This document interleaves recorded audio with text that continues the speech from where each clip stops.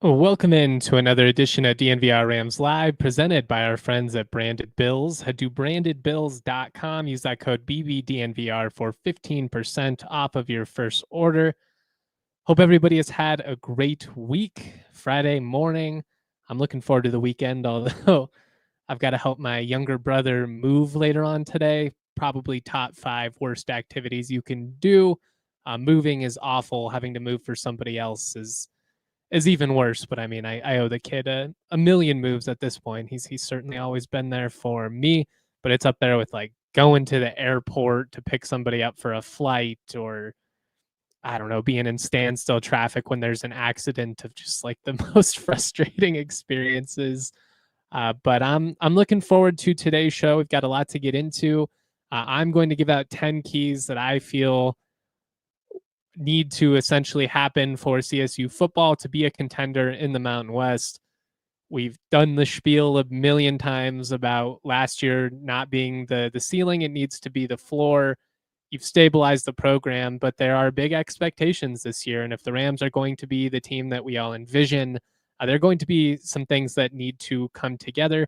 So we're going to talk about all of that. I do want to shout out our guy Kyle Neves, former CSU SID, taking a new position with TCU. Got the Brent McMurphy scoop on that one. I actually knew that Neves was taking that gig, but it's cool to see it public, an exciting opportunity for him. He was a great dude, great to work with at CSU, so we're certainly always rooting for him. In the beginning here, I am just going to briefly build off of the thoughts that I had at the end of Wednesday's show, where we kind of dipped into, does it make sense now for Memphis to pursue the Pac-12?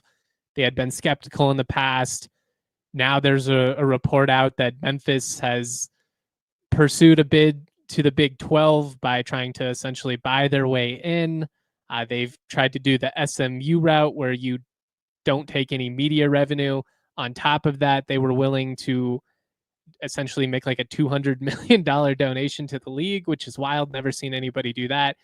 Even so, the Big 12 is not interested. And one of the things that I've talked about quite a bit, certainly this year, but even going back to like 2015 on, is that the Big 12 has made it pretty clear at this point what they think of the West Coast schools that were available from the Mountain West, and then, you know, a couple schools from the Pac-12 as well, with Oregon State and Washington State getting left behind.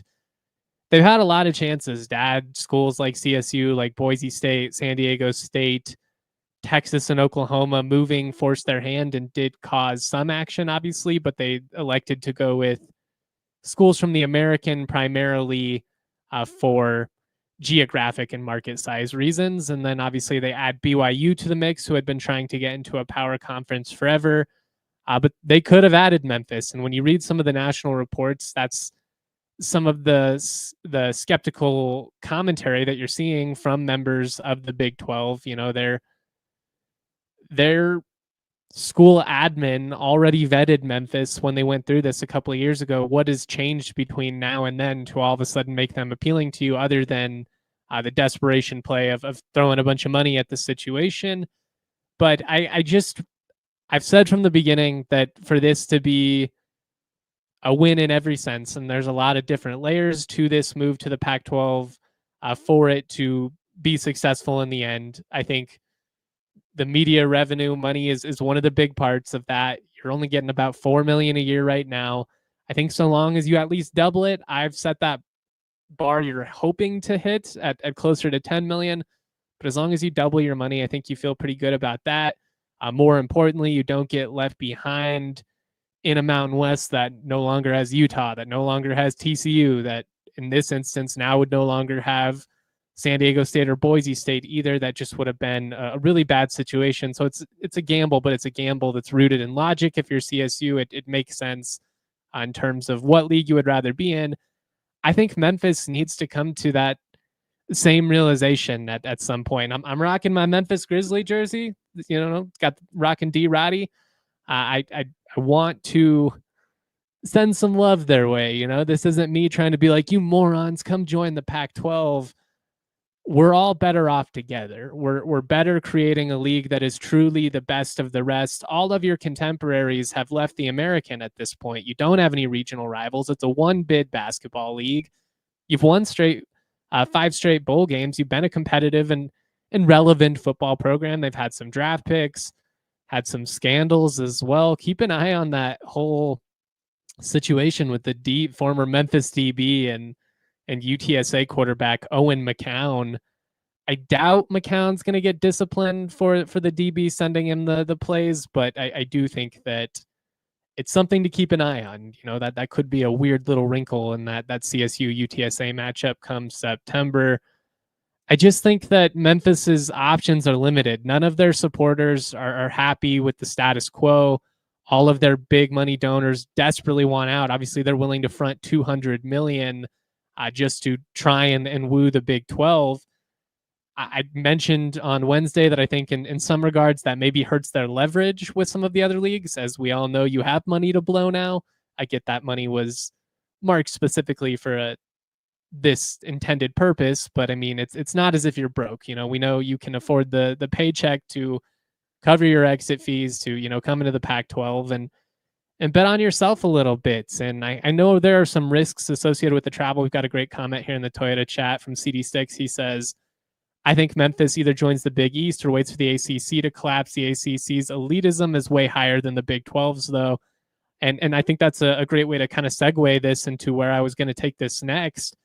I do think a potential implosion of the ACC does add another interesting wrinkle in all this. And I would agree that I think the majority of the schools in the ACC are too high and mighty, and they view themselves too highly to associate with Memphis. I think outside of desperation, like UNC and Florida State, and Miami, and all those top programs, and Clemson, leaving, I don't even think they would ever even consider Memphis. But it is an interesting dynamic in all of this. We know Florida State has had some unsatisfaction, I guess. I don't know. They haven't been stoked about their situation in the league for a while. Clemson, I think those schools have been a little frustrated with just the fact that they've been the significantly most nationally relevant football programs, and they're holding up a lot of those programs at the bottom in terms of like what they're bringing to the table versus what some of those other schools are bringing to the table. I think they've asked themselves, is this really the best situation for us? UNC moving to the SEC would be interesting in a lot of different elements. I mean, UNC and Duke being split up feels a lot like, CSU and Wyoming being split up, which I guess is a realistic scenario in 2025. But I think there's some more dominoes that are going to fall here, whether it's this summer and the coming years. Like I know the ACC media deal is pretty well in place. I thought they're like 2036. I should double check that before the show. But I think, if the ACC were to crumble, I think there are both some positives and negatives that could come out of it. I would be interested to see where all of the schools remained. Is UNC going to the SEC by themselves, or are they going with Florida State and Clemson and Miami, all of them, or some combination? If not, I would imagine the Big 12 would quickly try and scoop up, the Florida States, the Clemsons of the world, maybe even some of those other mid-tier type ACC programs. It could result in Notre Dame finally having to join a conference, because where are you going to put the rest of your sports? Maybe they could get them in the Big East or something. But I think if you're the Pac-12, a potential implosion of the ACC, or at least some chaos in that conference, could open up some possibility for you. I mean, it at least theoretically opens up the possibility of Stanford and Cal returning. I think SMU would very much be in play at that point. I think coming and getting some media revenue would be appealing if you're SMU. I think you probably would have had them anyways if they didn't do the crazy play and buy their way into the ACC. It sure is nice to have that kind of money to blow. But I think UNC and potential chaos in the ACC here is going to have some significant implications on not only the future of the Pac-12, but the future of the Big 12, the future of Memphis. I mean, there's a lot that could kind of get shaked out here in the next couple of years, and it's going to be interesting. I don't know. I think it's funny. You see all these people with their hot takes about the various conferences, especially like the future of the Pac-12, and it was a failure. They swung and a miss on some of these other schools. And one of the messages that I've just tried to consistently relay here is that you got to remember it's not all about 2026. Adding Texas State, that's more about 2026. You need an 8th football member to retain your FBS status. So they make sense. They're a low cost addition with significant upside. How much upside, I think, is up for debate. I've been honest about having some skepticism about how much of the Texas market are you really getting with a school like Texas State, but their enrollment's increasing. They're investing in athletics in a major way, at least in terms of a philosophical standpoint. They are more in line with CSU, with San Diego State, with Boise State than some of the schools they left behind in the Mountain West. As a lifelong Mountain West guy, I probably would have just rather had like a New Mexico or something like that, but that has to do with my own personal biases. I'm not a businessman. I'm just familiar with the pit. I'm used to seeing the Lobos and Rams play every year. I'm 30. I've seen it every year of my life, except for COVID or whatever. So I get I've got my own biases in all of this, and everybody else does too. But just keep in mind that the Pac-12 isn't done. Conference realignment isn't done. The SEC, the Big Ten, they're still trying to do a bunch of stuff that shakes up the college football playoff format, and that throws potentially more wrenches into all of this as well.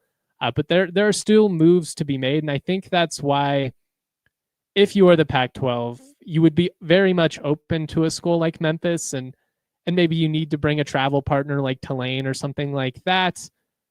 But I don't think you're desperate to add a bunch of schools right now and make yourself top heavy and end up in a situation like the original WAC, where you've got like 16 members because you just kept adding and adding schools, and you weren't intentful with the types of schools that you're adding, and you weren't patient. And I think that there's a realistic scenario here that some of these schools that used to be in the Pac-12 or that recently joined the ACC, like they very much could be in the mix, and they very much could be in play once all of this happens. It only really takes one domino falling, and that domino is probably a school like UNC or Miami deciding to leave the ACC. Josh in the Twitter chat says UNC, Clemson, FSU to the SEC. He also says Miami. SMU to the Big 12 could happen. Stanford to the Big 10 could happen. Cal, Pac, or Big 12. Good luck, everyone else, if the ACC collapses. This is my prediction. I think that's fair. I mean, at some point, the Big 12 could have too many schools too, though. What's going to happen with some of those other ACC schools? I mean, I really do think Cal and Stanford could end up in the Pac. Now, whether they're willing to associate, with the Boise States of the world, that's we shall see. There's enough money in play now, though, that I think some of these schools are going to have to kind of really just consider if they should lighten up some of those standards. I mean, it's not like we really pretend that most of these guys are normal students these days anyways, despite the fact that most of them aren't going pro. That's a whole different tangent. But there's a lot that's still going to happen with all of this. Is the main point of all this. We could speculate 8 million different scenarios. But I do think that some instability within the ACC inherently is probably good for the Pac-12. Whether it's good for college football as a whole, that's a different debate. But in terms of potentially opening up yourself to some more desirable members that you don't really have in play at the moment, I do think some instability there would probably be good for the Pac-12. CD6 says, I've always thought the way to go is pick off the second tier of the AAC. I wonder if programs like UTSA see Memphis trying to leave desperately and try to get out ahead of it. I mean, that's possible too. And I think that's something you have to consider if you're Memphis is could you get leapfrogged in all of this? We've seen that happen with certain schools. You're just in the right place at the right time. That's a factor that I hadn't considered, but that is a good point. Mark says Wake Forest better have its Big East escape plan in order, and Duke, like a lot of those schools, especially the big time hoops type programs, I think they'll be fine.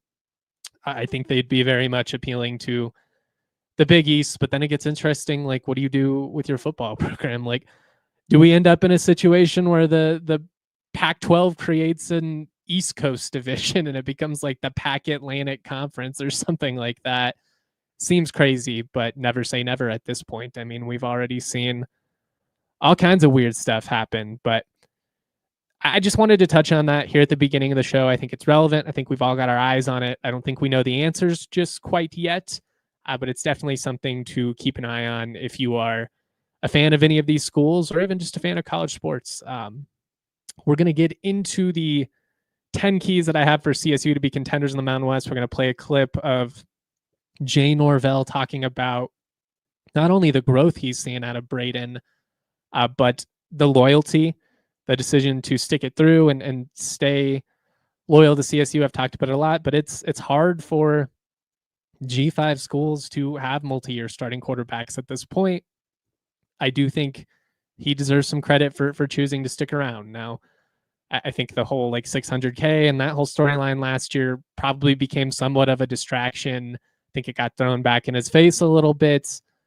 But I mean, loyalty is rare these days. And I do think that even if you are the most hypercritical, biggest skeptic of Brayden Fowler-Nicolosi in the world, you should at least be able to appreciate that in 2025. We'll get into all of that. Let's shout out a couple of our partners, and then we'll keep this party rolling.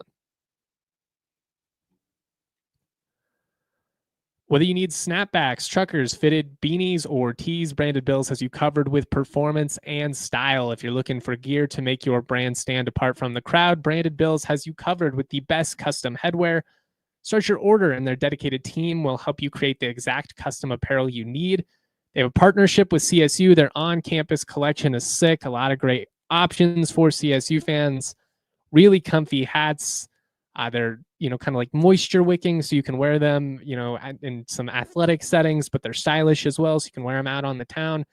Head to brandedbills.com, use that code BBDNVR for 15% off of your first order.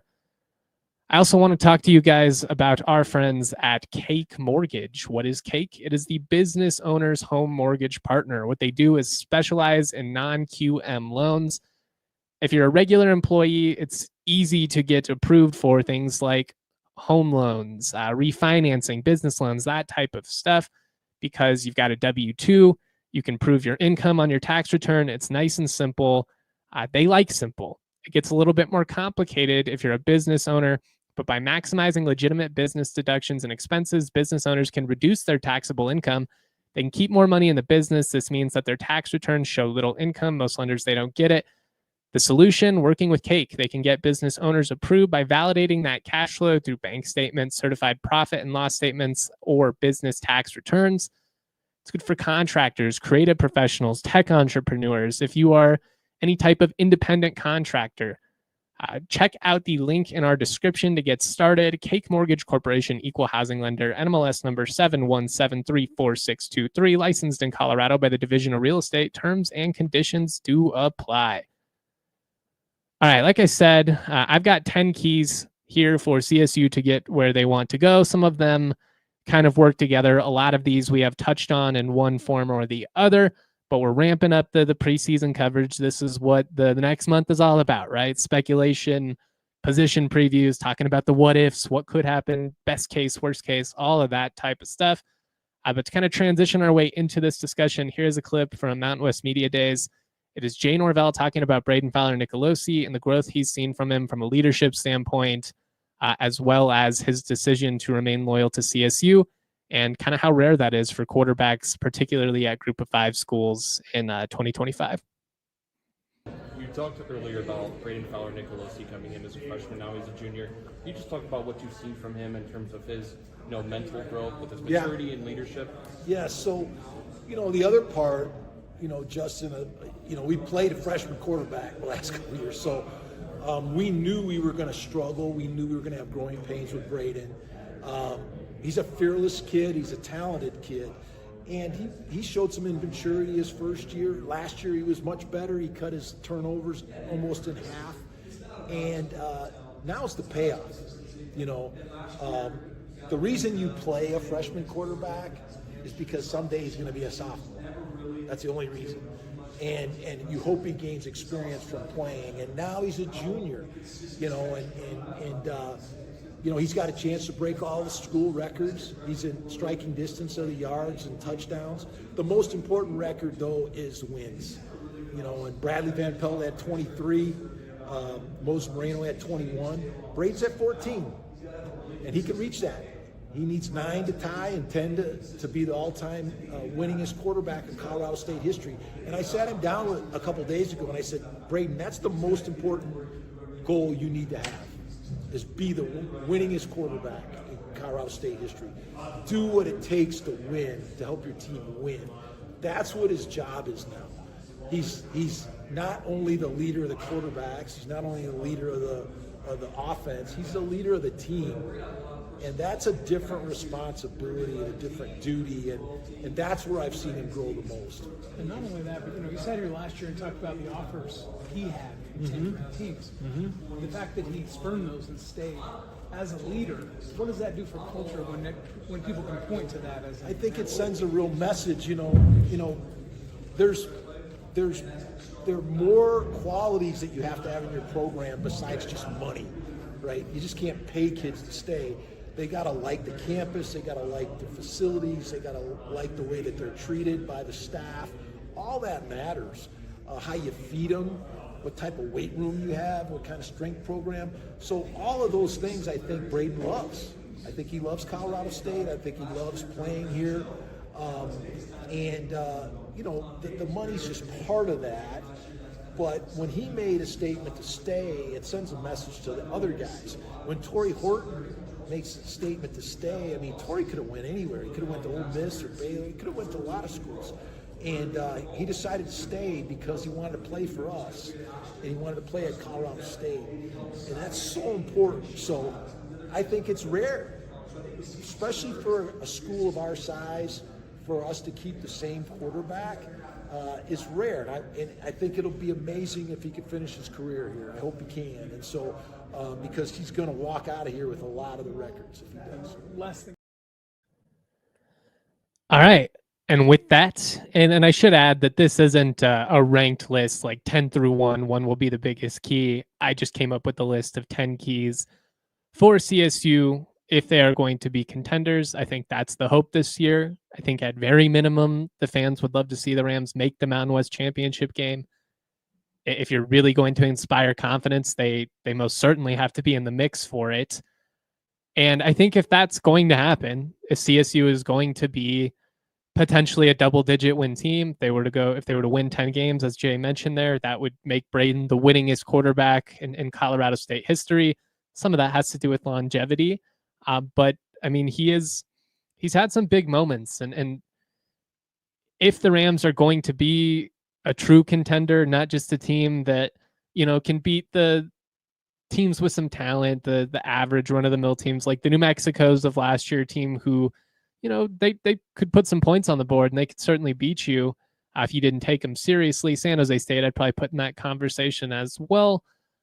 But be the type of team that can go out on the road and beat Fresno State and earn your way into the conference championship, and be a team that can strike some fear in Boise and can be a legitimate contender. I think that really first and foremost starts with Brayden having the best season of his career. I really feel like it's going to be largely on him.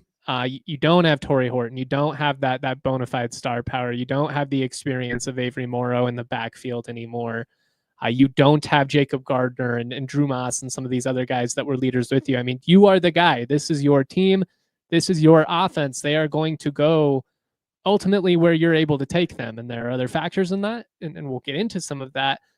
But I think in the simplest way to put it here is that if Brayden doesn't have a big season, I just don't see CSU being contenders. I just don't see how it happens outside of the three-headed monster in the backfield going crazy, which is certainly possible. And I think you want to lean into some of that. But first and foremost, it's quarterback game. They always say the NFL is a quarterback league, but high school, college, it's no different. Like, you're really only going to go as far as your quarterback is able to take you. And we need to see him put up some big numbers. Jay mentioned that he cut his turnovers almost in half last year. You go from 16 to 9 interceptions. That was great. Honestly, I think we fixate on that total from 2023 too much, because if you really go back and look at all 16 of those interceptions, I believe at least 3 of them were on like Hail Mary type situations, end of half. There was one where it just went straight through Torrey's hands. He catches that ball 99 times out of 100. And I believe it was in Utah State, one of those fluky type plays. If he can be a guy that throws for, I don't think you even need to have a 4,000-yard season, but can you throw for 3,500 and can you throw, 25 passing touchdowns, like even 20 plus, I think would make me feel pretty good if the caveat was that you had a lot of rushing touchdowns on top of that.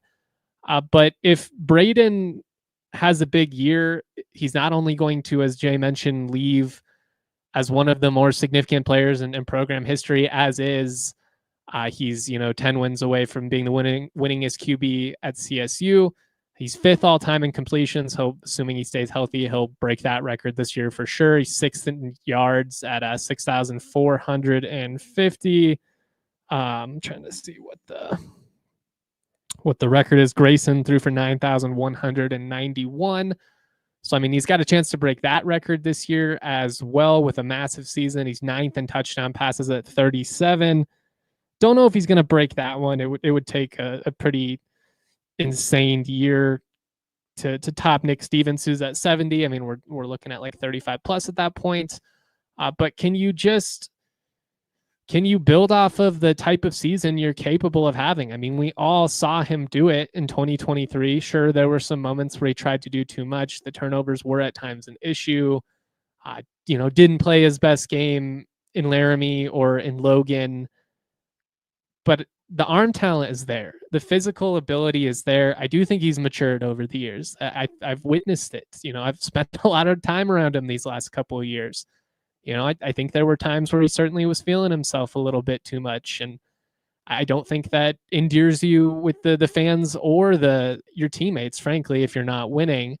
But I think that Brayden has kind of gone through the fire over the years. I think he's had some tough learning moments. I also think he's had some really exciting moments where he's flashed that significant potential. And I think physically, just with what he's able to do, throwing the football, particularly vertically, but also like in the middle of the field, he's got great arm strength. He's got great touch. When he sets his feet and when he lets it rip, like, he really is a very talented individual. He's a really hard worker. It's why he, going back to 2022 when he made the spot start over Jackson Stratton, against Nevada when Clay Millen got hurt. A lot of people going into that year assumed that it was going to be Stratton as the number 2. BFN kind of leapfrogged him after being the number 3 guy in the spring. Why? Because of his work ethic, because of his competitiveness. And I just think that it's natural to be a young quarterback and have some moments where you're trying to do too much, where you're feeling yourself a little bit too much. And then you get humbled along the way. And if he can just take that next step and be the quarterback he's capable of being physically, and who I think, based on what I've seen over the last year or so, who I think he can be from a leadership standpoint within that huddle, I think there can be some really fun things that happen this season. And I think the Rams can be a team that contends for a conference championship and, builds off of their 8-win season. How cool would it be to be a 2013, 2014 scenario where, 2013 ended up being really fun in the end, particularly with how you go out. And, we talked about all that with Norvell and getting people to buy in, how much goodwill would have been established had they simply not shit the bed in the Arizona Bowl. But bowl game aside, and really it's hard to gauge bowl game results compared to 10, 15 years ago anyways, because of all the roster movement that happens. You lose multiple starters in your receiving core going into the game. That is going to impact you. Not trying to make excuses. I'm just trying to point out all the factors that go into all of this. But how cool would it be if it was, a 2013, 2014 scenario where You lose some games early in 2013 that are frustrating, but you hit your stride late. And then in 2014, you really kick that door down, and you play into a different tier. Now, they didn't win the conference that year. They didn't even make the conference championship game. Blowing that Air Force game in the Springs is certainly always going to be one of the greatest what ifs for me. What if Mac had just not had one foot out the door? What might have been? But I think there's at least the possibility of it. Now, you don't have the same type of continuity just because, again, it's a completely different game than it was 10 years ago. But you do have a third-year starting quarterback, and historically, that has meant pretty good things for CSU. We're going to keep this rolling. We've got 9 more to get into. Let me shout out a couple of our partners. We'll keep this rolling. If you got questions, comments, throw them our way in the Toyota chat. If I don't get to them right away, we'll star them. We can come back around at the end. But let's shout out those partners. If you're looking for banking that plays at your pace, whether you're tailgating, grabbing halftime snacks, or catching the game from the couch, First Bank is in your corner with their secure, easy-to-use mobile banking app. You can check your balance with the tab for Stadium Nachos, stay on top of your money anytime, anywhere. It's like having a financial MVP right in your pocket. Here is the play that pays, though. You can earn $300 when you open a new First Bank checking account. Who couldn't use $300? I know I could use $300. Use that to do whatever you want. Buy some CSU tickets, invest in NIL, whatever you want to do to keep your game day going strong. First Bank can help you do it. They make managing your money feel like a win. No games, just solid tools to help you stay in control right from your phone. If you're ready to take your banking game to the next level, head to efirstbank.com/bonus. That's efirstbank.com/bonus. Certain restrictions and requirements to apply. Member FDIC. We also got to talk about the official vehicle of DNVR. You know the deal by now. Of course, I'm talking about Toyota. For generations, Toyota's built durable legends destined for greatness, perfect for Colorado. Whether you're conquering off-road trails, whether you're hauling the weight of the world, there is an iconic truck that's right for you. Check out the Land Cruiser. Check out the Tacoma. They've also got 17 models with all-wheel drive or four-wheel drive, like the Epic 4Runner, if that's more your speed. They've got more low and zero-emission vehicles than any other automaker combined, giving customers numerous choices to reduce that carbon footprint, 16 hybrid vehicles to choose from. Toyota is a proud partner of CSU Athletics and the official vehicle of DNVR. Toyota, let's go places. All right, we've got a question here from Mark Reiner. Comment: if memory serves, even if we'd beaten Air Force in 2014, Boise would have still gone to the championship as the higher ranked team. That might be the case. I honestly don't remember. That whole time period was kind of a whirlwind. As somebody who worked for the team and then found out like a day after the Las Vegas Bowl, all of us lost our gig. So that wasn't a lot of fun. I think you're right. It was a really weird year. Air Force, Boise, CSU, they all won 10 games. Utah State might have won 10 games that year as well. So, I mean, it was like classic CSU. You win 10 games for the first time, and God knows how long since 02, I guess it would have been. And even still, like a third of the league ends up, being just as competitive right there with you. Classic Ram life situation. But I mean, even just winning that game, all the wind went out the sails that day. And then obviously the Vegas Bowl, you get curb stomped, was just a debacle. But that Air Force game hurt. Air Force had their number for years and years. And it really just felt like, such a fitting way for CSU to end, like after all the fun, that it's Air Force that comes in and bullies you. I don't know. Anyways, keeping the list rolling. Number 9, the offensive line needs to hold up, maybe even make a leap. This is kind of building off of what we talked about with Brayden. Brayden's going to be one of the biggest factors to CSU's success this year. He can't do it alone. He needs time back there, especially if they're going to open it up. And that's another key. I guess we'll just do 9 and 8 together. 9, the offensive line needs to make a leap. 8, they got to open that passing offense back up. And if you are going to be a team that stretches the field vertically, that's going to allow him to sit back in that pocket and take those shots, he's obviously going to have time to do it. 2022, the O-line was as bad as any group I've ever seen at any level. Gave up an FBS high 4.92 sacks per game, 59 on the year. Listen, I'm not saying it's the only factor that caused Clay Millen to not reach his potential, but I don't think getting his teeth knocked in for an entire year helped the cause. I can't imagine it did. That's all I'm saying. Like, I think there are some other things that factored into it. I think Clay holding on to the football at times was part of the problem. But that O-line in 2022 was just disastrous. They take a massive step in the right direction, though, these past 2 years. Again, they allowed 59 sacks in 2022 alone. In the last 2 seasons combined, they've only allowed 24. So they've allowed less than half of what they allowed in that entire season over the last 2 years combined. Now, if you can have similar sack totals this year, I think you're in a good spot. But sometimes those sack totals can be a little bit misleading. Like, obviously, the offensive line is much better if you're going from 59 to 14 and then 10 sacks allowed over a 3-year span. But I also think some of it has to do with changing the scheme. You know, they ran the football a hell of a lot more last year. I think Brayden adjusted. You know, they weren't stretching the field vertically. He was getting the ball out of his hands. That was a good thing. But if you are going to be the type of team that is going to take some of those shots, like, there are times where you're going to have to be able to sit back there, you know, for 3-4 seconds and let the play develop downfield. Can't do it every single play, obviously. But the O-line, it's going to need to hold up. And while I'm encouraged by what I saw in the spring, it's not something that I'm going into the year really worried about or anything like that. You do only return one starter. So, I mean, like, it's going to be a lot different. I mean, Karras has played quite a bit, but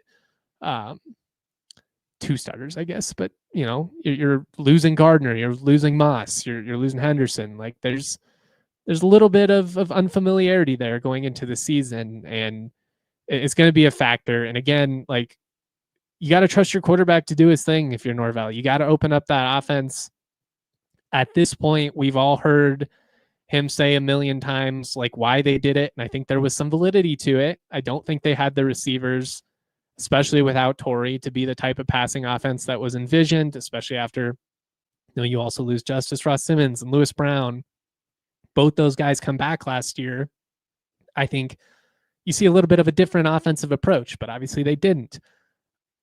That said, it was so conservative at times. It was so vanilla that it was hard to watch, like, particularly in the non-conference slate.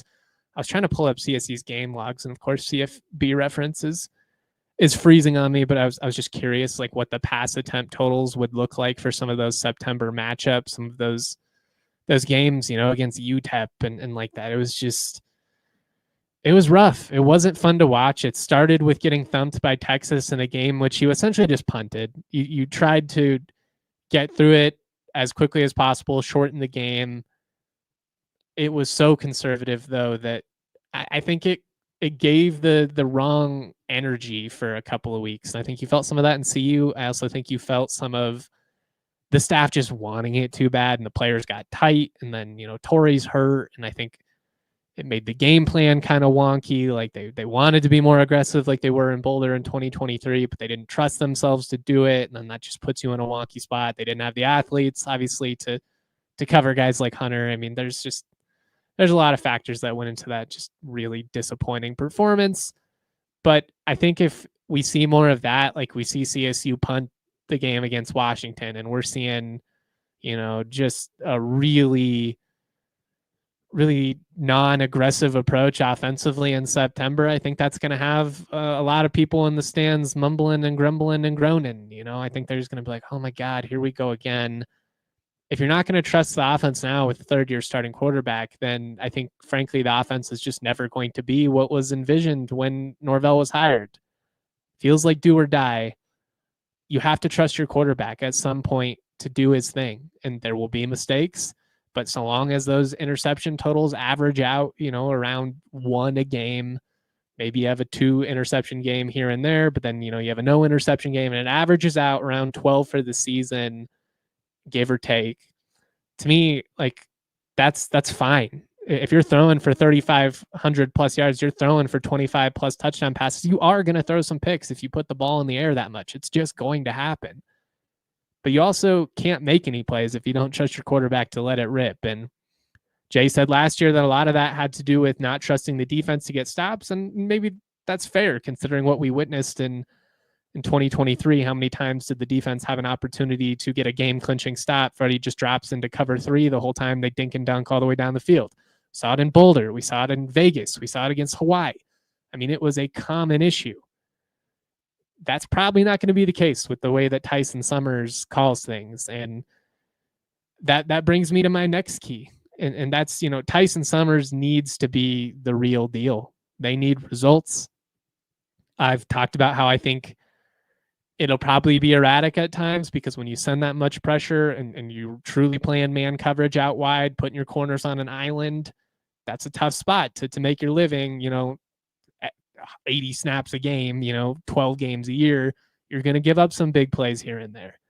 But if you can cause havoc, if you can create turnovers, if you can get after the quarterback and do all of that type of stuff, more importantly, if you can get stops when it really matters, when, you need them late, then you should be willing to let the offense do its thing, right? Like, in theory, you brought Summers in to be that guy, to revamp this defense, to not have the same disconnect between offensive and defensive leadership that you've had in the past couple of seasons. If the Rams are going to be a contender, Tyson Summers has to be the real deal. I'm realizing I skipped one, so we'll go back to the offensive side for a sec, a little bit wonky, but the Rams need someone to be a number one receiver. Who that's going to be, we shall see. I think if you're expecting any of these guys to put up Torrey Horton type production, you're probably going to be disappointed. I think, one, it's just not going to be that type of approach like it was quite often, especially in 2022, but even into 2023, where, the series plan might just be, screw it, Torrey's down there somewhere. I don't think it's going to be that, but I think that's actually going to be good for the offense. I think they're going to be more multiple with the schemes that they run. I think it's going to give you some versatility with the ways that you're able to attack people, both underneath and over the top. I think you're going to be more dangerous in the middle of the field, especially, which I think is one of the most underlooked factors with this offense in particular. 2022, 2023, CSU had almost no, or 2022, 2024, I should say, CSU had almost no consistent passing attack in the middle of the field. 2023, they lived there. Holker was huge in that. The tight ends, I think, should be a big selling point for you, or should be a strong suit for this offense. I think Jackson Warren is the real deal if he can stay healthy. I think Rocky Beers is significantly better than I would have anticipated coming in. He's going to be a stud. I don't think he's going to be all conference, just because I think John Michael Gillenborg is such a stud, and Laramie. Still have no idea how he was not preseason first team all conference. Like, that one was one of the more baffling omissions that I've seen since having a vote in this entire process. Get back on track, Justin. But the tight ends are going to be a strength. You're going to be able to attack the middle of the field more. I think you've got a couple of big body guys to attack over the top. You've got some speed. You've got a technician like Tommy Maher, and he legit might be the leading receiver this year. I am really high on that dude. You see him not in football pads, you'd be like, how is this dude even on the team? And don't get me wrong, like he's pretty buff and whatnot. It feels really weird talking about people's bodies in that sense, but like, he doesn't look like Demaryius Thomas out there. He looks closer to Wes Welker, not to do the classic white receiver stereotype. But I mean, that dude is always open, runs really crisp routes, sure-handed, never saw him drop anything in the spring. My expectations for him are pretty high. Like, I think he can be a more complete Joe Hansley type receiver for you. And you combine that with guys like Tay Lanier out wide, and Jordan Ross. Can Jordan Ross be that guy that we all think he's capable of? Everything I've seen behind the scenes make me think it's possible. He's a great athlete. He's really fast, great hands, got the work ethic, all of that. Can these guys block like Torrey did? I am interested to see that this year, particularly if you're trying to build off of, what you established in the run game last year. But because you open up the passing offense, I don't think that means you abandon what you were able to do last year in the run game, because you've got 3 really talented running backs, really 4 or 5 if we're including guys like Keegan Hollis and Van Shield in that mix as well. Let Brayden rip it, but that should only make it easier for you to run the ball. And in red zone situations, you had absolutely no run game in 2022, 2023, really 2020 and 2021 as well.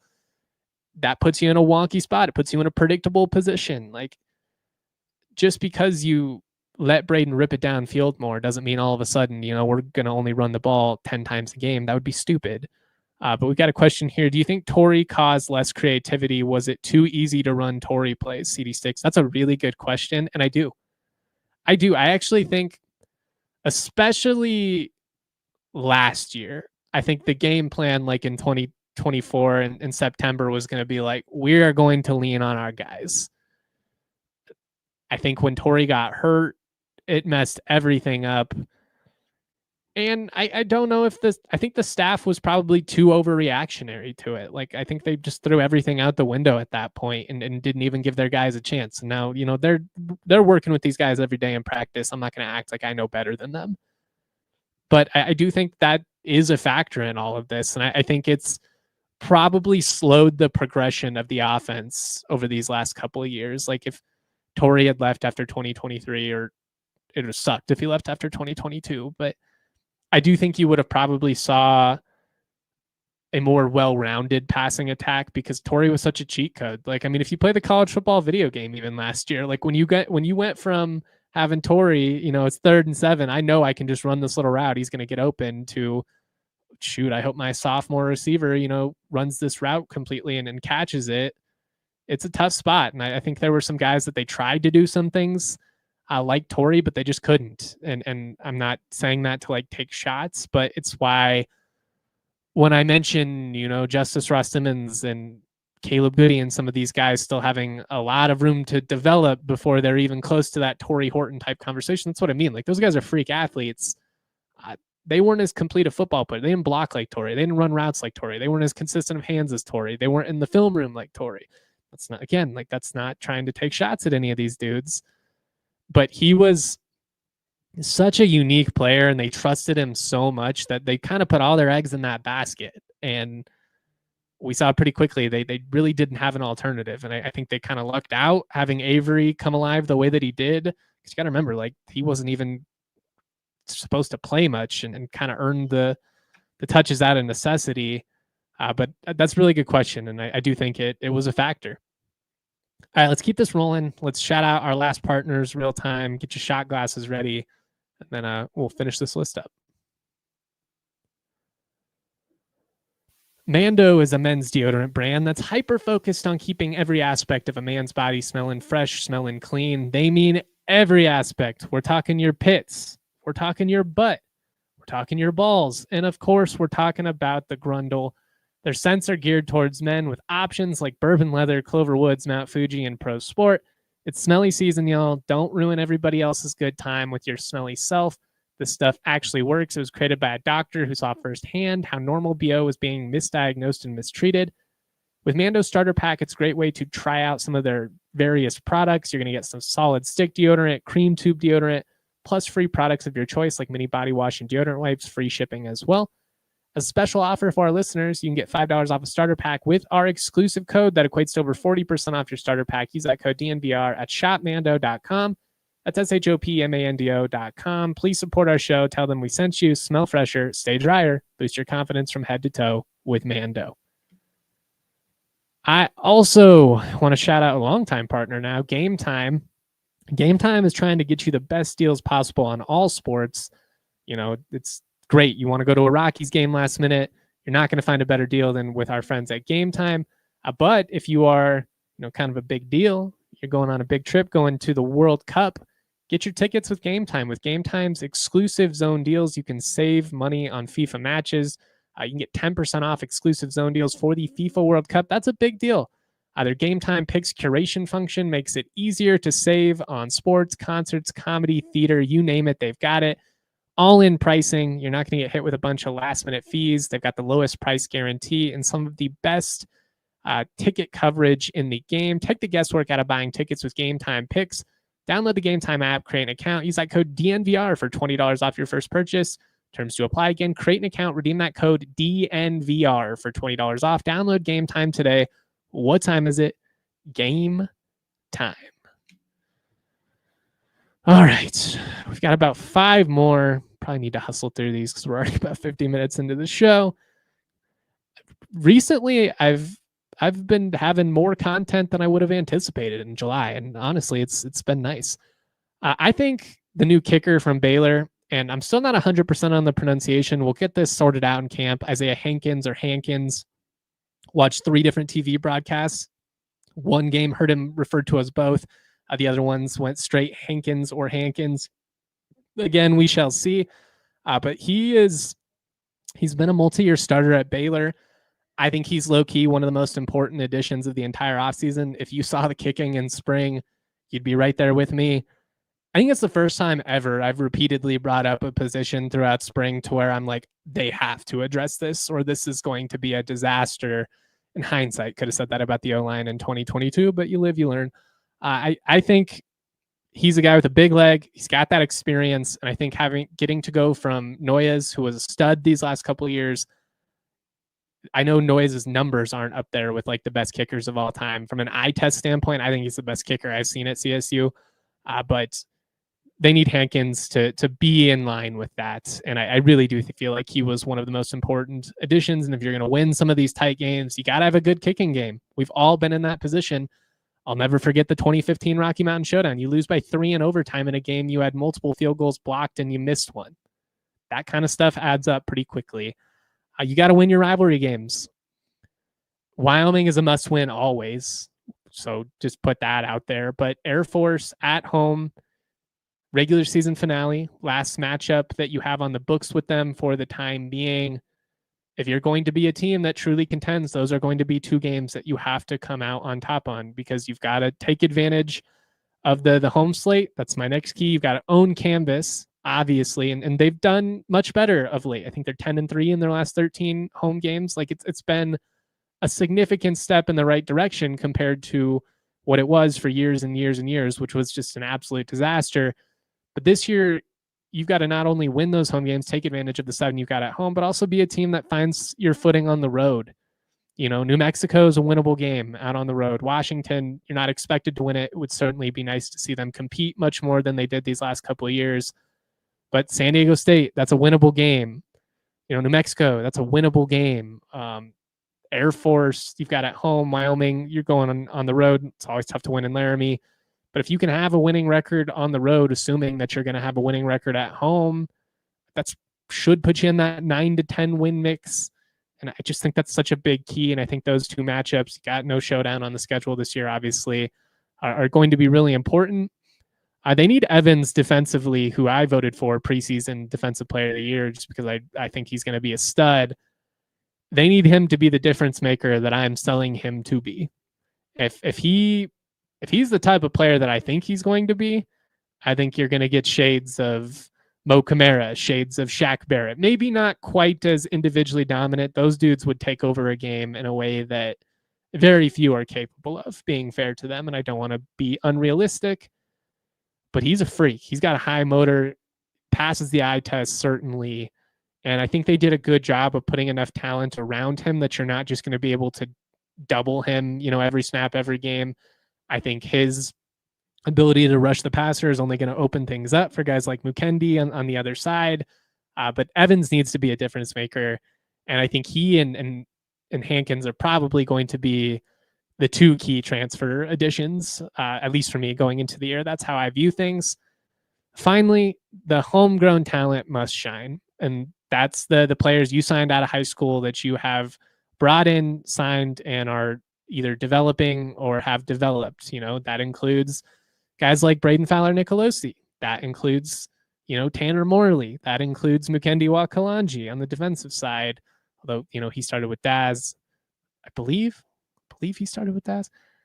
Anyways, those guys that you've had in the program that have chosen to stick around, you know, you lost a lot of those guys that had been in the mix for a long time. Chase Wilson, Jack Howell, Henry Blackburn. I mean, that's a lot of experience and a lot of CSU snaps that all went out the window this past year. The guys that you have in your program that you signed out of high school, you know, Dylan Phelps, Jordan Ross, just naming a few of these guys, you need them to be the types of players that they're capable of being, because you can fill the gaps with the portal. It's a great, you know, kicking we just talked about. It's a great example. They were a little light in the defensive line going into the spring. I thought they did a great job of addressing that corner as well. You lost a lot of corner. They did a great job bolstering the depth there through the portal. You can't do it across the board, though. And if you're consistently missing on the guys that you are signing out of high school and you're not able to develop, you're not going to be able to sustain anything, even in the modern era. It's just too hard to go 24 for 24 every year on replacing positions through the portal. You don't have any continuity. You don't have any chemistry. All that stuff takes time to develop. And that's why I keep coming back to, I still feel like the best case scenario for CSU is that things work out with Norvell. They find a success this year. They're a championship contender, and they get this role in the next couple of years. And maybe he's not the coach for the next 10 years or anything like that, but the grass isn't necessarily greener out there. And I just think there's a possibility that you're flirting with disaster if you end up starting over again. That's where I'm at. It's my 2 cents. I understand some of the frustration. I don't really understand the play calling stuff. If you missed it, I mentioned that I think a week ago. But it will be Jay Norvell that calls the plays again this fall. Mummy called it in the spring. Got told by multiple people on staff that it was going to be Mummy, but then you could tell when Norvell got asked about it on the record, he was super wishy-washy about it from the beginning. Then, there's another podcast where Brayden's on in the spring, and he says he's not allowed, or he says he doesn't know what he's allowed to say publicly. So I do think it was back and forth. I'm sure there are some people that'll be frustrated with me on that. From the beginning, I said if I got any information that contradicted what I had originally reported, I would certainly update you guys as soon as I could. But yeah, again, I don't really know what the deal is there. I guess just because he wanted to look at the defense more in the spring, that's why Mummy called plays all spring. I don't know. Maybe Mummy's going to be more active in the scheming process. We shall see. But they've got to meet expectations this year. Really exceeding expectations would be nice for once, but it's big season. And if you don't build off of what you did last year, I think there's a very realistic possibility that, the first year in the Pac-12 is a new era, not only from a conference standpoint, but from a leadership standpoint. And I'm not rooting for that. I like Jay a lot. I think that's pretty clear. Like, as a dude, I like him a ton. And I mean, that's pretty easy to understand, right? Like when you go from Steve Adazio to that, clearly he's going to be a better hang. Clearly he's going to be a better vibe. I also know like what we want this program to be, and you can't just be a good dude. That's not enough. You got to win. And it's kind of now or never for the Rams. And we'll see. We'll see. All right, before we get out of here, if you got any more questions, comments, throw them my way. Taylor says, saw some mentions of Moby upgrades on X yesterday. Any idea of what that might be? I think it's just going to be like a general facelift. Like the tunnels and everything behind the scenes have been very old. They updated the locker rooms. They did a great job with that the last couple of years, but like the entire facility as a whole, from the concourses to the tunnels behind the scenes, like where you're taking players, where you're taking recruits, all of that just needs to be modernized. I don't know. Maybe they have something special in store that I'm unaware of. I don't think it's going to be any crazy changes or anything like that. Probably, fresh paint job and, new carpet, all that type of stuff behind the scenes. Josh says, what do we think of the Rams bringing in Taj Bullock? Just another body in the room or something the coaches want as a wrinkle in the game plan? That's a great question. I think they will use him. I think you saw last year with a lot of those wild cat type sets that they did with Avery Morrow. I think you essentially can put Bullock in those. And I think you probably try and create some wrinkles off of it as well. At some point you do probably have him actually drop back and throw a pass, because then they at least have to respect it. I don't think he's here to actually contend for the starting spot or anything like that. And I frankly think it would be Brousseau before it would be Bullock. But I do think he's somebody we'll see on the field. And I think you should take advantage of that athleticism. Why not, right? Like, just gives you more options offensively. Josh also wants to know, also saw someone mention the border war in the Cheyenne Frontier Days Arena, I believe, CFD. What's your thoughts on that? If they could fit a field in there, I'd be open to it. I'd be open to the possibility of a border war in Cheyenne or Denver at some point down the line. I do think it makes the most sense just to play these games on campus, but that could be like a fun little wrinkle. It's easier to get to Cheyenne than Laramie, frankly. So it could be good for the fans. But that's interesting. I think that was I think that was my buddy Cody of 7220 Sports who tweeted out that hypothetical. Before we get out of here, you want to know what? I'm just going to save it. Like, we're already an hour in. I had some thoughts on some of the most underrated and overrated teams in the league. I'll just go more in depth, and we can make that a segment next week. I think a lot of you already know kind of my general tone and where I'm at with a lot of the teams. I've said quite a bit, not as high on, Fresno and UNLV and some of these other teams. That's the consensus. I'm higher, I think, on Air Force than a lot of people are, but we'll get into all of that next week. We can save it. Got plenty to dive into. Should be a lot of fun. Really looking forward to camp. Camp should start next Friday, I believe. So we're going to have a ton to get into. And I appreciate everybody for rocking with us. I want to say before we go just how thankful I am for the CSU Rams community and the DNVR Rams community specifically. I posted on Twitter yesterday, but I realized earlier this week marked 6 weeks of me with DNVR. I had absolutely no idea what I was doing when I began this. I'm sure the early podcasts are just a train wreck, atrocious to listen to. I learned on the fly. It truly got thrown into the deep end of the pool. I'd never podcasted, got some equipment on like a Thursday and was supposed to be up and running, doing multiple shows a week by that Monday. But I think it's pretty cool that a lot of you have been here for like 1,300 plus episodes. This is the 1,341st episode that I've hosted of this show in the last 6 years. Averages out, I think, to like 225 a year or something like that. But it's surreal that I get to do this and that there genuinely is an audience for me rambling about CSU. This is the stuff that I used to do with my buddies just to annoy them. Like, I got a job working for CSU football basically by badgering Tim Skipper at a spring game to a point where he was like, I'll give you a job just to leave me alone and stop asking me questions about what we're going to do. This has always been my life. The fact that it's worked out is surreal, and I just appreciate you guys. So much love to everybody for supporting the show, for making all this possible. Much love to Dion, super producer behind the scenes, making all of this possible for us, making this run so smoothly. Thank you for listening to the DNVR Rams podcast presented by Branded Bills. Head to brandedbills.com. Use that code BBDNVR for 15% off of your first order. Much love, y'all. Always proud to be. Peace. We all silly like the mayor.